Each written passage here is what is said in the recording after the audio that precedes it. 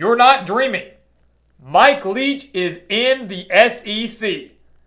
The offensive guru is bringing his air raid offense down to Starkville. But the million-dollar question is, will it work? Welcome back to the Gridiron Expert, the best-kept secret in all of college football. Today, bringing you our Mississippi State Bulldogs college football predictions.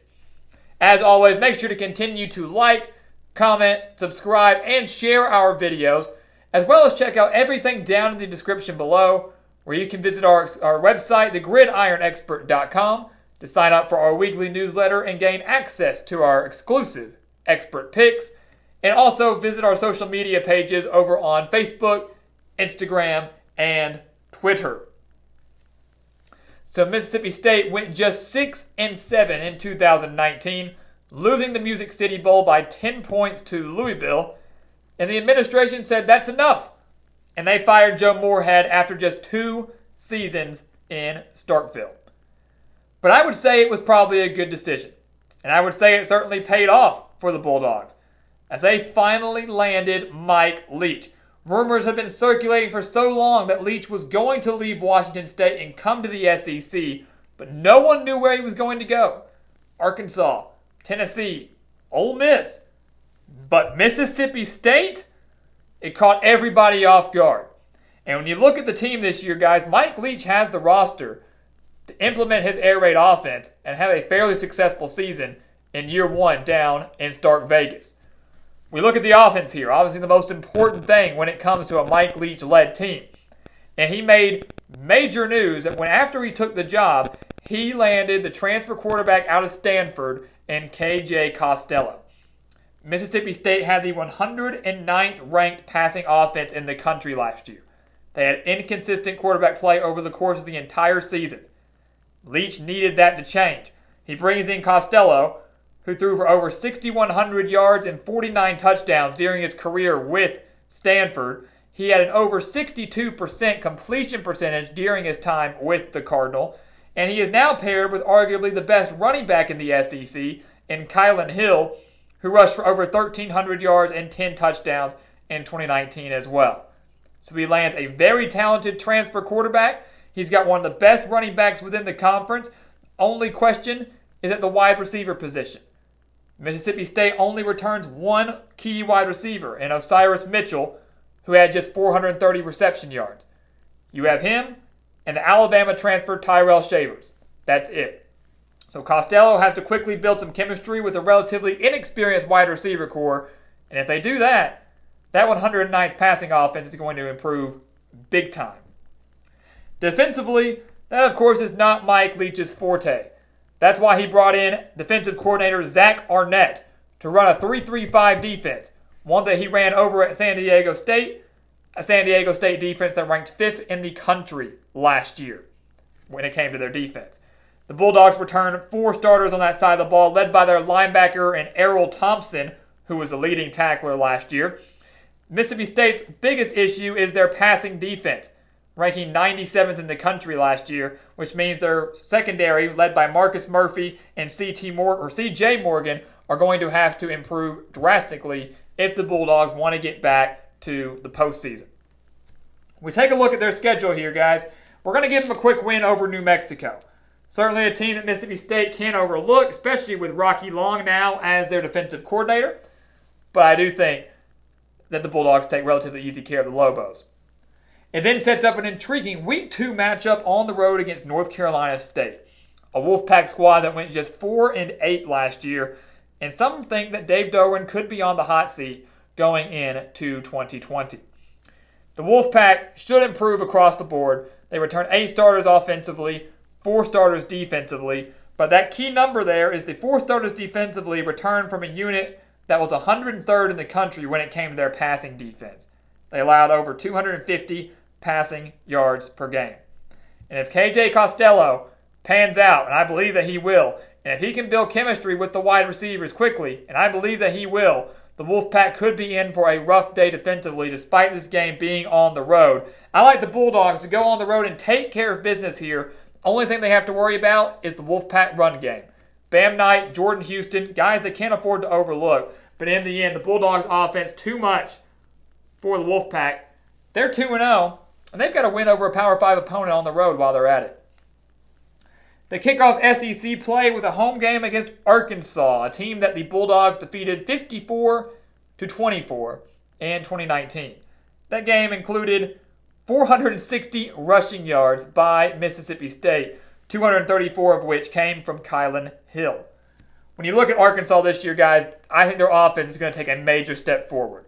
They bring in Felipe Franks at quarterback. They've got a great running back themselves in Rakeem Boyd, and the wide receivers are very, very underrated. But the key for Arkansas this year, whether or not they take a major step forward under Sam Pittman or not, is their defense. And while they do have Barry Odom in as their defensive coordinator, I think they have way too many questions. They had one of the worst rushing defenses in the country last year, and I don't think by week 3 that can all be solved. So I think Mississippi State at home beats Arkansas, but it's much closer than the 30-point game that we saw last year. 3-0, and we're going to make it 4-0 with a win over Tulane, a team that is solid under Willie Fritz, but a team that loses their star quarterback in Justin McMillan. So I like Mississippi State to take care of business. And look at that, guys. Mike Leach in year 1 in Starkville is 4-0. Got a win over an SEC opponent. You've got a win over a Power 5 opponent out of the ACC on the road. And at 4-0, Mississippi State is surely a top 25 team. Going into the bulk of SEC conference play, kicking off with Texas A&M and Starkville. But look at this. First 4 games, not too bad. The next 4 games are against the top 4 teams in the SEC West in Texas A&M, Alabama, LSU, and Auburn. And Alabama and LSU are both on the road in consecutive weeks. That's absolutely brutal, guys. We start with Texas A&M here, though, a team that Mississippi State lost to 49-30 last year. Jimbo Fisher is entering year 3 in College Station with arguably his best team yet, 16 returning starters, and A&M put up some big-time points against the Bulldogs last year. Their offense is going to improve this year with Kellen Mond, Isaiah Spiller, and Jamon Osborne. The defense, only weakness is their secondary, which could be a problem against an air raid offense, but I think they have just enough to come on the road and get the win. This is a very, very good A&M team, despite what some will say. I think Mississippi State takes their first loss of the season to the Aggies. They get a bye week here before the road games against Alabama and LSU, and I think they drop both of those. Alabama and LSU, of course, as we know, no easy place to play. And last year, the Crimson Tide defeated Mississippi State 38-7, also the game that Tua Tagovailoa was injured in. And Alabama has also won 12 straight games. So they've won 12 straight. A little bit of a revenge game because even though they won last year in Starkville, they lost their star quarterback, which ended any chance they had of going to the college football playoff. I just don't see Mississippi State having enough, even off a week of rest, to go into Tuscaloosa and pull off the win. Same with LSU here. A little bit of a Bama hangover. They lost by 23 points to the eventual national champions in 2019. And while I do lose Joe Burrow and so much from that historic squad, I do think Miles Brennan, Jamar Chase, and Terrence Marshall are going to give this Mississippi State secondary, which again was 97th in the country last year, a very difficult test in Death Valley. Expected to be around another 24-point victory or so for LSU. And Mississippi State has now lost 3 in a row. They are 4-3. They then get back-to-back home games against Auburn and Missouri. Auburn defeated Mississippi State 56-23 last year on the Plains. That was one of the best games we saw out of Bo Nix in 2019. Keep in mind, he was just a freshman. Nix throwing for 335 yards and having 3 total touchdowns. This year, Nix is a year older. He is a more experienced. He has a very good wide receiver core and a brand new offensive coordinator in Chad Morris. So Auburn's offense could take a little bit of a step forward here. I look at Mississippi State's defense, which could arguably be worse than they were last year. I just don't think they're going to have enough to defeat the Tigers at home. This defense for Auburn, too, one that is not too experienced, but one that should not be slept on. I think the Bulldogs fall to Auburn, but defeat Missouri at home, finally snapping that tough 4-game stretch, that 4-game losing streak here. A Missouri team that has only played Mississippi State 4 times in their history. This will be the 4th meeting in their history and just the 2nd meeting since Missouri joined the SEC. Mississippi State defeated the Tigers 31-13 back in 2015. But I look at Missouri, a team now led by Eli Drinkwitz, a guy I have absolutely no faith in, a guy that I think is a little in over his head in Columbia with the Tigers, and a team that, while they were strong defensively last year, has too many questions offensively to even have a chance to come on the road and pull off the win over the Bulldogs. They get back on track here with a win over Missouri, but when they face off against their 2nd SEC East opponent, the Bulldogs fall. Kentucky continues to do a fantastic job under Mark Stoops. They returned 15 starters this year. Terry Wilson should be back at quarterback. Last year they had to rely on Lynn Bowden for much of the year, and he did a pretty dang good job considering he was not a traditional QB. But you do have a very prominent Kentucky rushing attack, which will be very tough for Mississippi State to stop, especially with the game being played in Lexington. And Kentucky had the 2nd-ranked passing defense in the country last year. So I think this is a game where KJ Costello and this Mississippi State offense really struggle. It's a road game coming off a very difficult 4-game stretch, really. Yes, they beat Missouri, but I think the offense struggles mightily. They fall in Lexington, but clinch bowl eligibility with a win against Alabama A&M, one of our automatic victories there. So in year 1, before the Egg Bowl, Mike Leach comes into Starkville, implements his air raid offense, and they've won 6 games. They're going bowling, which means we get to see some more Mike Leach in the postseason. But to do that, first we've got to get past this Egg Bowl here. The game against Ole Miss. Must-see TV, guys. Mike Leach versus Lane Kiffin. Mike Leach versus Lane Kiffin. You can't ask for anything better than that. The week leading up to this game is going to be fantastic.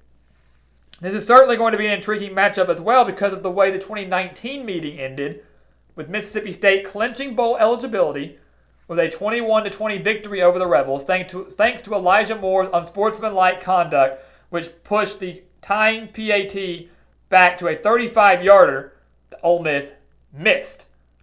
They missed the PAT, giving Mississippi State the 1-point victory. A revenge game for Ole Miss.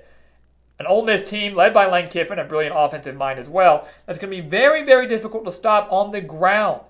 You have Jerrion Ely and John Rice Plumlee, 2 fantastic rushers for this Rebels team. The only question I have for them is their defense. Kind of like Mississippi State here. Can Ole Miss's defense step up?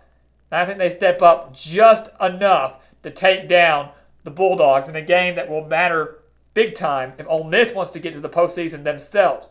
So I think on the road in Oxford in a revenge game, in a game that will have absolutely no defense, a thrilling, high-scoring matchup, it's Ole Miss and Lane Kiffin that has the slight edge and makes just enough plays to pull off the win over Mike Leach.